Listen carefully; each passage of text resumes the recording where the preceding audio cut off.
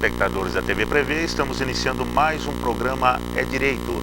E hoje o meu convidado é o Dr. André Luiz Alves, que é o juiz titular da Terceira Vara do Trabalho aqui em Bauru. Tudo bem, doutor André? Tudo bem, professor Said. É um prazer tê-lo aqui.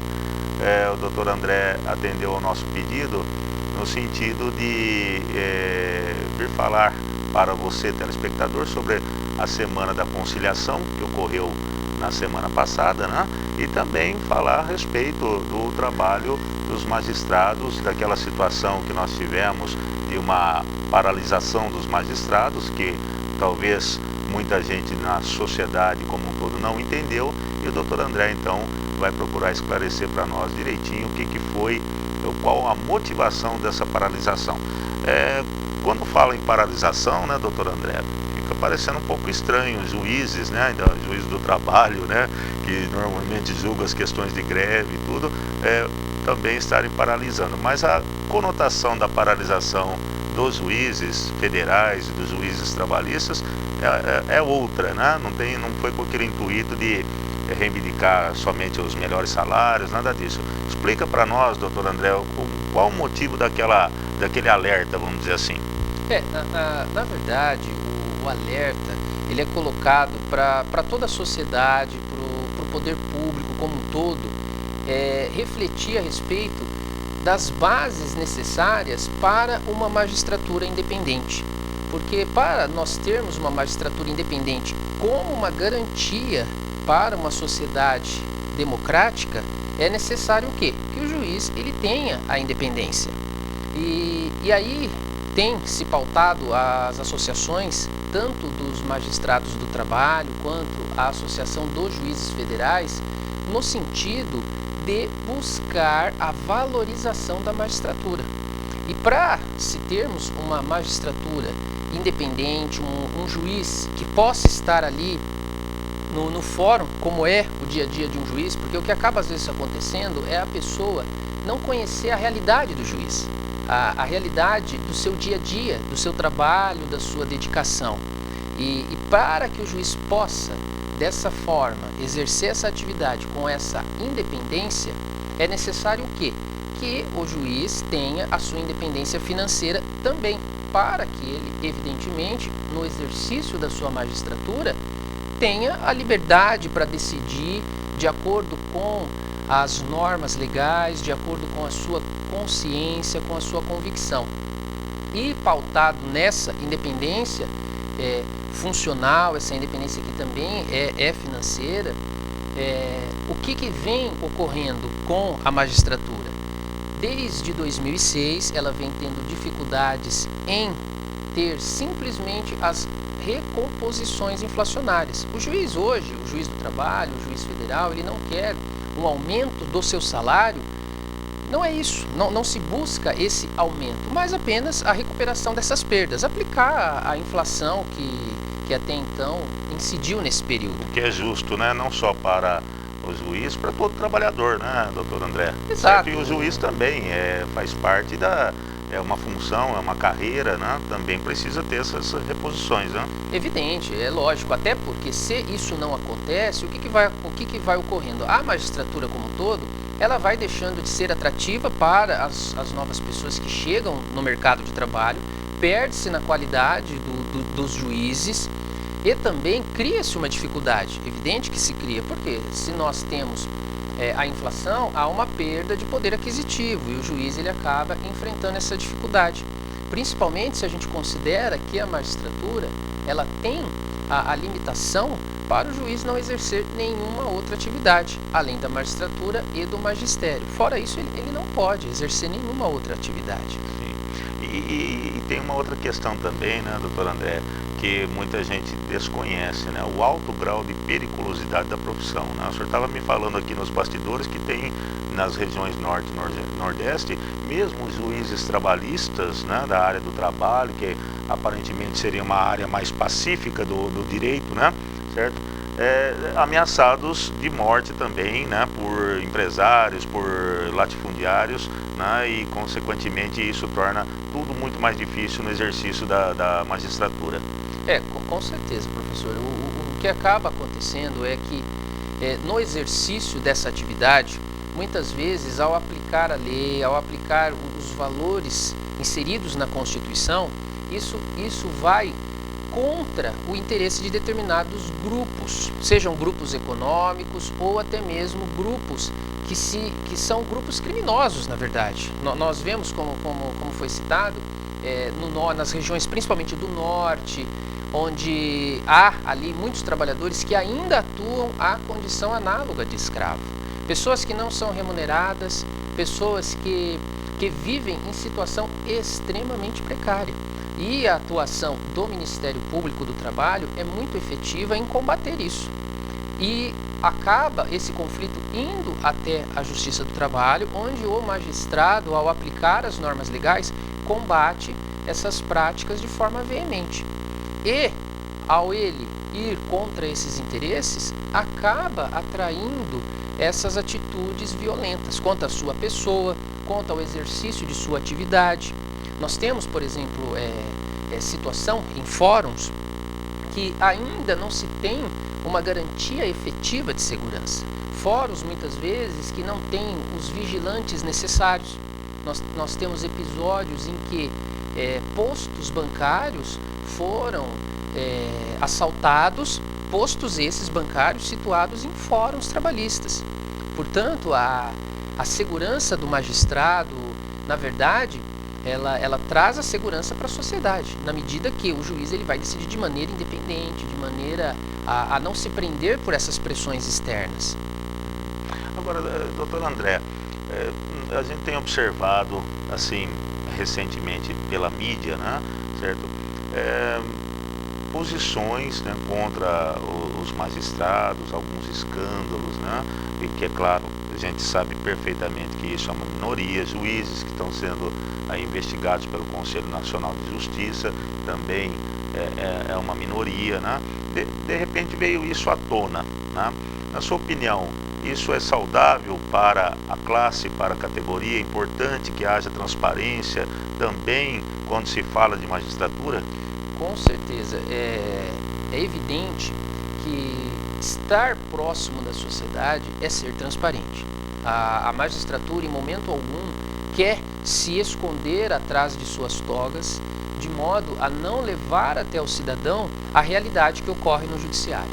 E é uma pequena minoria, existe isso, evidentemente existe, é uma pequena minoria, mas é extremamente combatida, seja pelas corregedorias regionais locais, seja pelo próprio Conselho Nacional da Justiça, toda e qualquer prática que viole as normas legais. Então, um juiz ou qualquer outra pessoa do povo, da sociedade, que viola as normas legais, ela é passível de investigação e é sujeita às punições.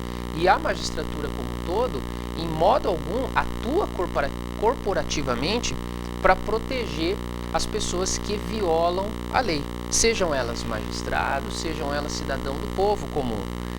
Não há espaço na nossa sociedade para que não seja a magistratura transparente. É necessário, sim, isso é uma opinião, inclusive pessoal minha, de que temos que ser transparente, temos que estar próximo da população, por uma questão da pessoa ter conhecimento de quem a julga e ela saber da integridade daquela pessoa.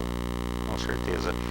Inclusive até essa semana nós tivemos aí informação através do site do Conselho Nacional de Justiça que um juiz ele foi afastado por 2 anos do exercício das suas funções em virtude de declarações, né, que ele deu em relação à lei Maria da Penha, né? Então veja, até na hora de se pronunciar, o magistrado ele precisa ter o zelo, o cuidado, né, certo?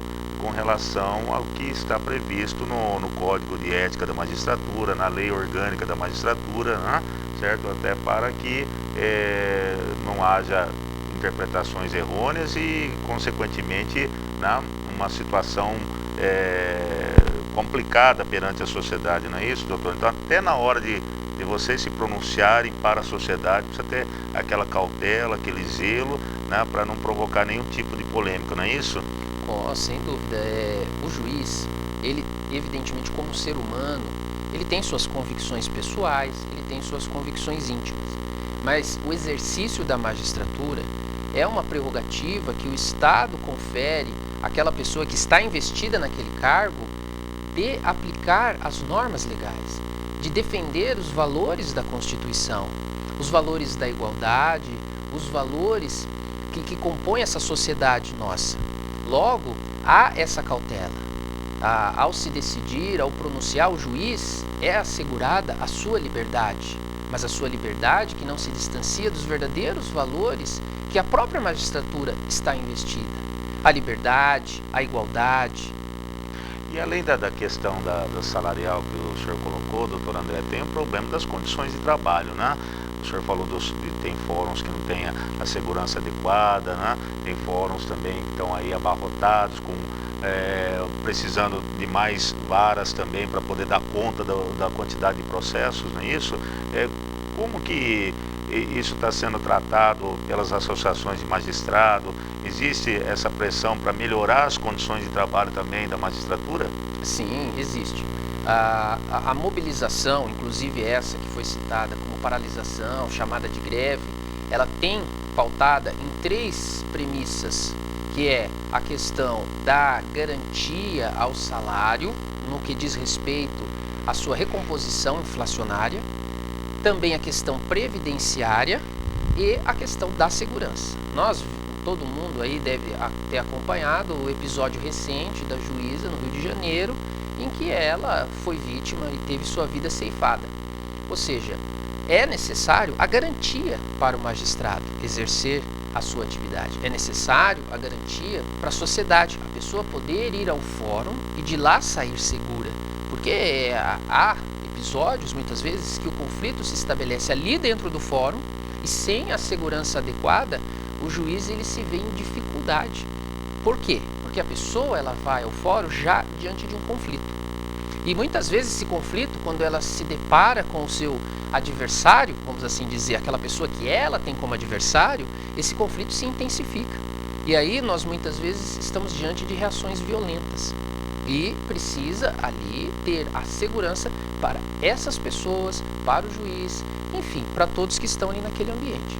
O senhor falou da questão previdenciária dos juízes, doutor.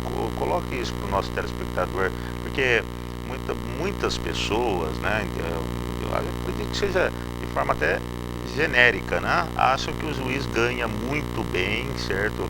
Que não tem o porquê até vocês reivindicarem recomposição salarial, porque o ganho já está compatível, né, com uma faixa salarial aí considerada, né, privilegiada. Explica a questão previdenciária que o senhor colocou aí. Como que funciona os descontos previdenciários nos salários dos juízes?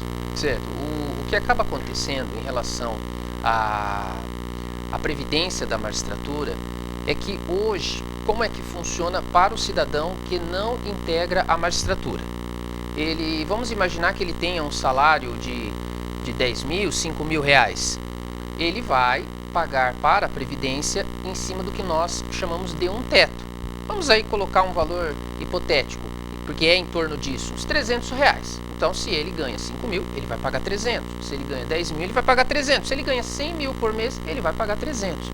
Por quê? Porque ele, ao se aposentar, contribuiu sobre o valor máximo que se paga, que é o valor, vamos aí aproximar para a gente poder ter essa ideia melhor, vamos colocar como exemplo 3 mil reais. Então, se o valor máximo ali é 3 mil, ele vai pagar sobre isso 330, 11%, independente de quanto ele ganha.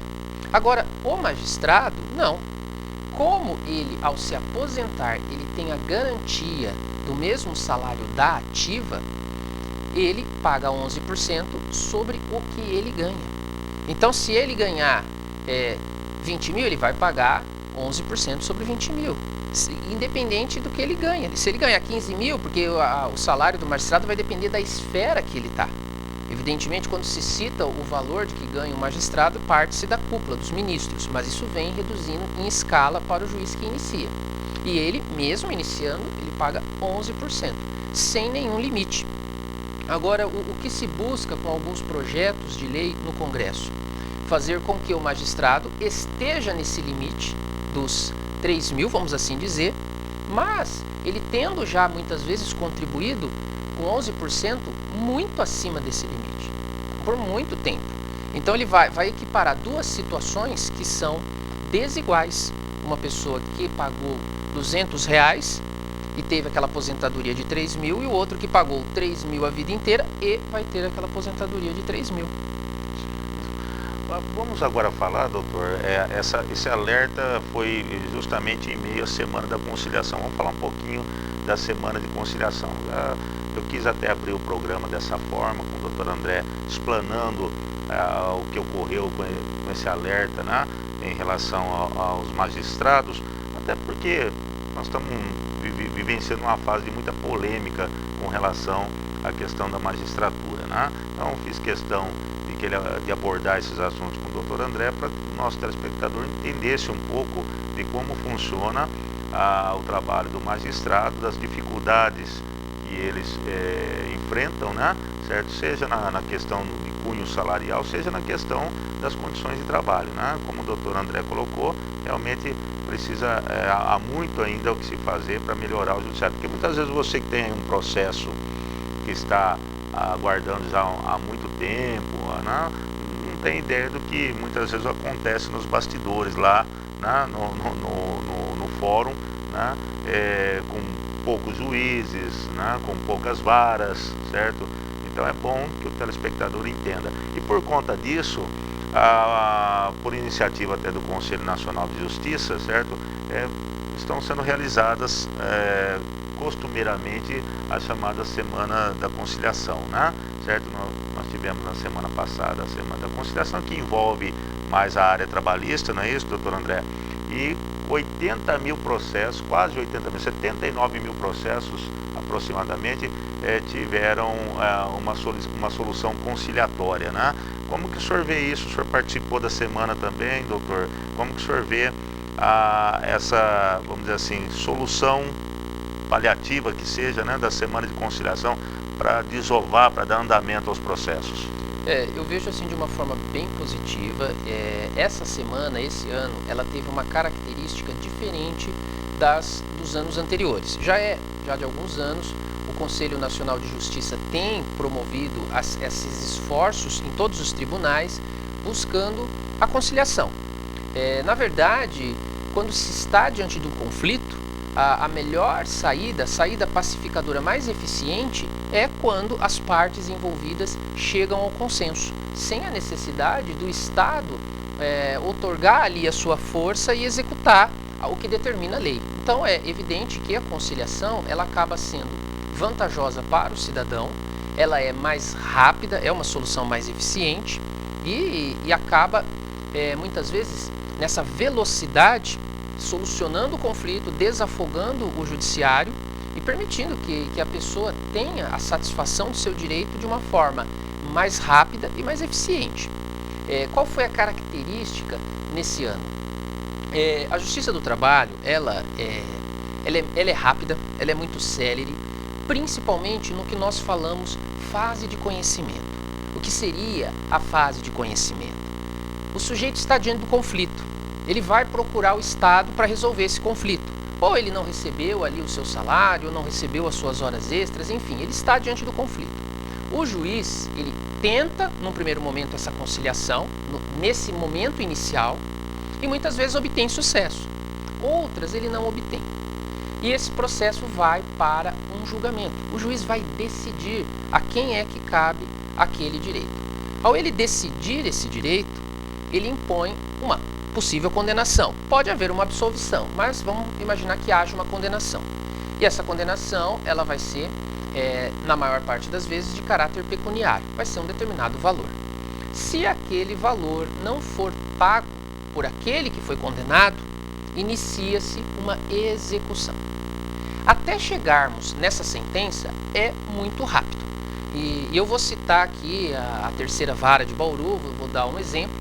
A pessoa, ela entrando hoje com uma ação na terceira vara, ela vai ter a audiência dela designada para início, meados de janeiro mais ou menos, quando muito início de fevereiro. Uma audiência em que é para se resolver tudo, produzir a prova e o juiz já proferir em poucos dias a sentença. Então nós vemos que nós estamos aí em com 30, 60 dias. Se houver algumas outras situações, pode ser que dure um pouquinho mais, às vezes uma perícia que é necessária. Se nós estamos num prazo curto de fase de conhecimento, qual é a dificuldade que o Judiciário Trabalhista está enfrentando?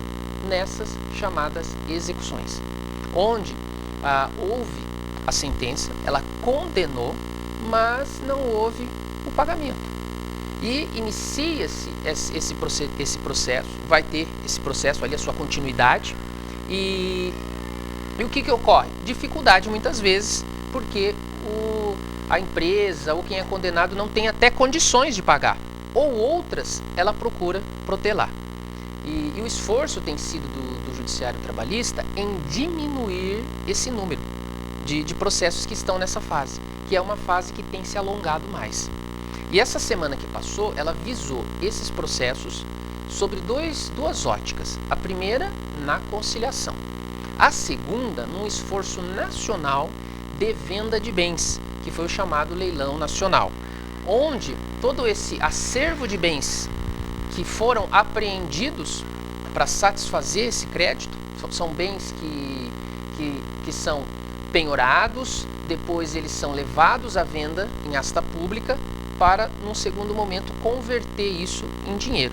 Então, esses foram os dois esforços que nós tivemos nessa semana, que então chamada de Semana da Execução, voltada para a execução trabalhista em especial. Com relação à questão da conciliação, claro, hoje a tônica, né, doutor André, é a conciliação, porque parece-me que a solução bem mais rápida, não tenha dúvida disso. Um processo no caso trabalhista pode se chegar lá no Superior Tribunal do Trabalho, pode levar 5, 6, 7 anos, mas eu, não querendo gerar polêmica, doutor André, o senhor não acha que se um trabalhador, né, tem realmente o direito líquido e certo, né, e parte para a conciliação por conta do prazo, para encurtar o prazo, né, certo? Não acaba tendo amputado o seu direito líquido e certo? Tá? Isso não traz um certo desgosto? Quer dizer, no primeiro momento ele pode até concordar, não, eu fui lá, fiz o acordo, recebi, mas depois em casa ele para e pensa, fala, poxa, mas eu tinha direito àquilo. Fica um certo dissabor de ver um direito da pessoa amputado, certo? Por questão de resolver rapidamente o problema? Aí nós estaremos diante de duas situações. Muitas vezes, o direito que está sendo colocado ali em discussão é um direito, como foi colocado, líquido e certo.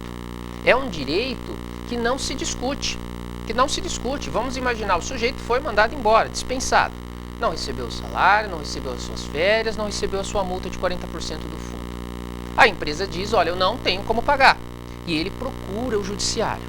Evidente que se ele abrir mão desse direito, que é reconhecido pela empresa, ele está renunciando, né? E não é o objetivo do judiciário. O judiciário, muito pelo contrário, ele tutela isso, ele procura evitar a renúncia de direitos. Ele não pode ir até o judiciário para renunciar o direito dele. O que se estaria, numa situação dessa, se pautando a conciliação? Ora, qual é a condição de pagamento dessa dívida? A empresa tem condição de pagar? Não tem condição de pagar? Como que vai ser feito isso? Talvez a conciliação, numa situação dessa, não seria abrir mão do direito, mas estabelecer condições para percepção desse direito. Essa é uma situação. Outra situação é quando nós estamos diante de situações em que o litígio ele não traz a certeza daquele direito. Há uma dificuldade em se trazer o que ocorre no plano dos fatos para dentro de um processo. Isso exige prova, isso exige regras a serem observadas. E muitas vezes esse direito ele é controvertido, ele decorre de uma interpretação da lei, então não há uma certeza. Nessa hipótese, o trabalhador ele tem uma margem negociável, porque ele pode falar, olha, eu não vou trocar algo certo, que é aquele valor que ele pode estabelecer em conjunto com a parte contrária, por uma possibilidade que se coloca. Então são duas situações diferentes que a gente precisa ver. Com relação à produção de provas, doutor André, é bom até fazer um alerta, porque tem muita gente que vai para a demanda trabalhista, né, certo? E com medo, com receio até de não obter êxito, acaba produzindo provas que não refletem a realidade. E eu já vi muitos casos em que a pessoa foi responsabilizada criminalmente por isso. Isso acontece, né, doutor André? Acontece, não tenha dúvida. A pessoa que vai até o judiciário, seja o judiciário trabalhista, o judiciário federal ou a justiça comum, ele ali está, esse terceiro que vai levar a prova, vamos assim chamar, a testemunha, ela está com um compromisso com o Estado, com um compromisso de colaborar com a justiça. Então vamos imaginar, o sujeito trabalhava lá até as 10 horas da noite, fazia inúmeras horas extras, e ele leva alguém que presenciava esses fatos, sua testemunha. Ao chegar lá, ela necessita revelar ao juiz o que de fato ocorria. Agora vamos imaginar uma pessoa imbuída de má fé e quer tirar uma vantagem e fala, olha, eu não trabalhava, mas eu vou falar que trabalhava, só para ver se eu consigo ganhar. E ela cria essa situação, elabora o processo e, ao chegar lá no judiciário, ela vai precisar comprovar isso. E qual é o mecanismo? Ela quer utilizar de uma testemunha. E ela leva esse terceiro lá. Se esse terceiro se afastar da realidade que acontecia, e ele ali falsear a verdade, ele mentir para o juiz, ele, evidentemente, ele vai ser processado, é movida uma ação criminal e ele pode ser punido por essa atitude. Certo.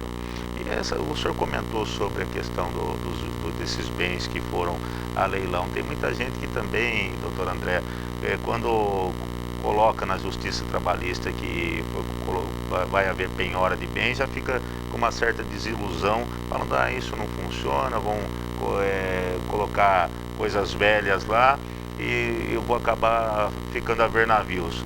Normalmente isso acontece ou a justiça tem procurado realmente, a justiça trabalhista, buscar bens a penhora que realmente tenha valor para fins de leilão e consequentemente ressarcimento do trabalhador? Essa é uma pergunta interessante, porque ela nos coloca diante da nova visão do judiciário trabalhista frente à execução. Se o judiciário trabalhista ele está com dificuldades em poder colocar fim a essas execuções, ele tem procurado desenvolver ferramentas para isso. E as ferramentas que são utilizadas pelo judiciário é realmente no intuito de evitar aquelas penhoras de bens que não tem qualquer possibilidade de alienação no mercado. Sim. E por exemplo, o senhor falou nessa semana de conciliação, houve também a venda ocorreram leilões, né, certo, para a venda desses bens, e conseguiu-se, pelo que eu vi acho que no próprio site do Conselho Nacional de Justiça, uma arrecadação muito boa, né, justamente para poder fazer o ressarcimento aos trabalhadores. Essa é a ótica, então, da justiça trabalhista nos dias de hoje. Exatamente, é a efetividade, é buscar satisfazer o credor, utilizando a princípio o que nós chamamos de ferramentas. O que seriam essas ferramentas? É o juiz hoje ter o poder de, utilizando o sistema do informatizado, adentrar a conta corrente do devedor e retirar o valor. Ele utilizar ferramentas para investigar o patrimônio do devedor através da Receita Federal, quebrando o sigilo, evidentemente dentro de uma ordem judicial, é algo que é feito legalmente dentro do processo. Ferramentas para bloqueio de veículos, pesquisa junto a cartórios de registro de imóveis. O juiz ele faz toda essa investigação, mas ele tem que contar com a colaboração também do credor. O credor, tendo conhecimento da existência de um bem que tenha liquidez, cabe a ele comunicar ao juiz, mas isso não impede o juiz de fazer essa busca. Quando o juiz está diante, primeiro ele busca o valor, o financeiro, para já liberar imediatamente. Se ele não obtém êxito, ele parte para a busca de um bem que tenha liquidez. Normalmente veículos, imóveis, que foram assim aquilo que mais efetivamente é vendido nos leilões. Ótimo, então eu gostaria aqui de agradecer a presença do Dr. André Luiz Alves, certo, que é o juiz titular da Terceira Vara do Trabalho aqui no município de Bauru, que veio ao nosso programa É Direito para falar para você, telespectador, sobre a Semana da Conciliação, como ocorreu essa semana, uma semana já bem marcante em todo o país. A Justiça tem dado ênfase, muita ênfase à Semana da Conciliação, que é justamente a tônica de hoje em dia, né? Quer dizer, se há disputa, buscar primeiramente a conciliação e, consequentemente, a solução do problema para ambos os lados. Muito obrigado, viu, doutor André, pela sua presença. Espero contar em outras oportunidades aqui com o senhor. Eu que agradeço a oportunidade de poder estar aqui na TV Prevê, em contato com o telespectador, buscando trazer o judiciário mais próximo do cidadão. E evidentemente estou aberto a qualquer convite e com prazer estarei aqui. Tá bom, se você tiver alguma pergunta para o doutor André, que é o juiz da terceira vara do trabalho aqui em Bauru, você pode mandar um e-mail para o nosso programa, certo? Nosso e-mail, se o Rodrigo puder colocar na tela aí, é direito, né? Mas sem o acento, @tvprev.com.br, que eu redirecionarei o e-mail para o doutor André para que possa responder a sua dúvida. Muito obrigado, doutor André, mais uma vez. E eu peço a você, telespectador, continue assistindo a programação da TV Prevê. TV Prevê, o canal da educação.